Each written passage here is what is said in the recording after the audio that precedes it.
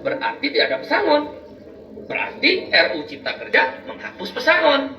Itu jelas di situ dikatakan. Bahkan penghargaan masa kerja dalam undang-undang sebelumnya nomor 13 diturunkan nilainya, dan penggantian hak buruh dihapus.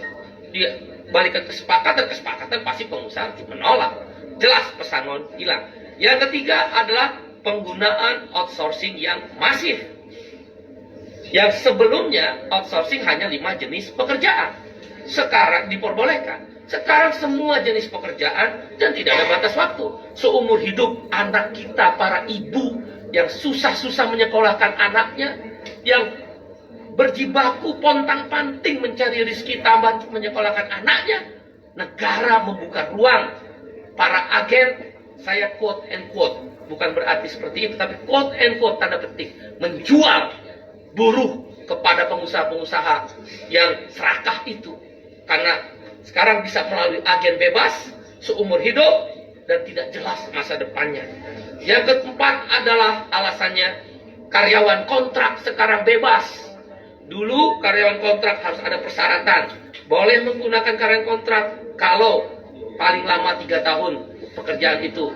Jenis pekerjaan tertentu, untuk pre-pro, bukan mass product, bukan produksi massal dan sebagainya. Sekarang syarat itu dihapus, dibolehkan menggunakan karyawan kontrak semua jenis pekerjaan dengan batas waktu tidak tertentu. Wahai ibu-ibu dan bapak-bapak, anak-anak kita terancam dengan masa depannya yang dikontrak seumur hidup tanpa kejelasan nasibnya, dan di outsourcing seumur hidup melalui para agen-agen pekerja yang menampung pekerja itu.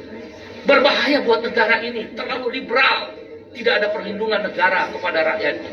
Yang kelima adalah social security, jaminan sosial dihapus, khususnya jaminan kesehatan dan jaminan pensiun. Dengan berlakunya upah per jam atau istilah dalam undang RU tersebut persatuan waktu, maka tidak ada lagi kewajiban untuk membayar jaminan kesehatan dan jaminan pensiun. Bagaimana menghitung pensiunnya dengan upah per jam? Ditambah dengan adanya outsourcing dan karyawan kontrak yang bebas, siapa yang bayar jaminan pensiun para buruh dan pekerja itu? Dunia pekerjaan Indonesia terancam, pekerja-pekerja lokal terancam. Ditambah yang keenam, alasannya adalah tenaga kerja asing.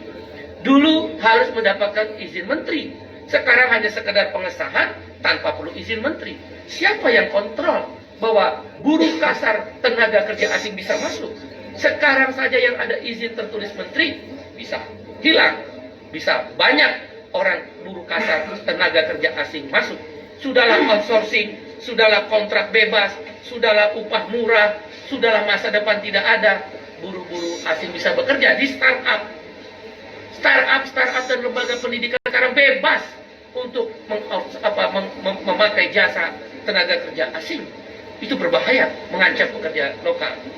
Yang ketujuh adalah yang kita sebut dengan waktu kerja. Sekarang ini minimal adalah, maksimal adalah 7 jam sehari dalam 6 hari kerja, Senin sampai Sabtu, atau 8 jam sehari dalam 5 hari kerja, Senin sampai Jumat. Dalam RUU Cipta Kerja dihapus semuanya. Hanya dikatakan maksimal 40 jam seminggu. Berarti orang boleh bekerja, buruh dipaksa bekerja 14 jam seminggu. Dan buruh tidak diberi waktu istirahat, karena lemburnya boleh 18 jam dalam sehari. Dalam seminggu, maksud saya 18 minggu. Waktu kerjanya tidak lagi 7 jam atau 8 jam. Ini berbahaya untuk masa depan perlindungan kaum buruh. Dan hal-hal lainnya adalah sanksi pidana dihapuskan dengan RUU Cipta Kerja yang baru ini. Orang tidak bayar, pengusaha tidak bayar upah, tidak ada sanksi pidana. Terlambat bayar upah, tidak ada larangan. Kalau begitu kalau saya pengusaha, bisa bayar upah 3 bulan sekali dong. Di mana negara kalau begitu? Kalau memang tujuannya investasi, kenapa tidak ada perlindungan? Kita setuju investasi, yang tidak kita setuju adalah tidak ada perlindungan. Dan kemudian hal lainnya, yang kesembilan adalah bahwa PHK jadi mudah sekarang. Nggak perlu lagi ada negosiasi dan perundingan dengan serikat buruh. Langsung ke PHI, dan PHI bisa langsung memutuskan Pengadilan Hubungan Industrial. Oleh karena itu, kami berpendapat 9 alasan KSPI menolak RUU Cipta Kerja yang sudah resmi diserahkan DPR akan dilakukan perlawanan.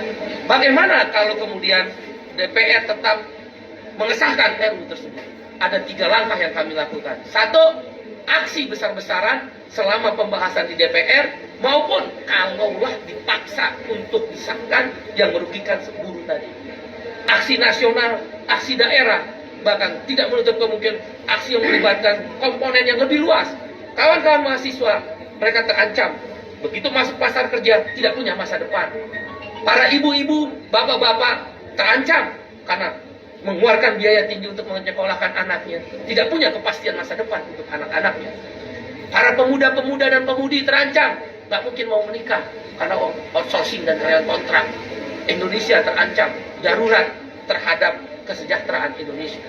Dan karena itu aksi besar-besaran melibatkan semua masyarakat yang lebih luas dan masif akan dilakukan di DPR, di pemerintah, di daerah, bahkan boleh jadi secara nasional akan di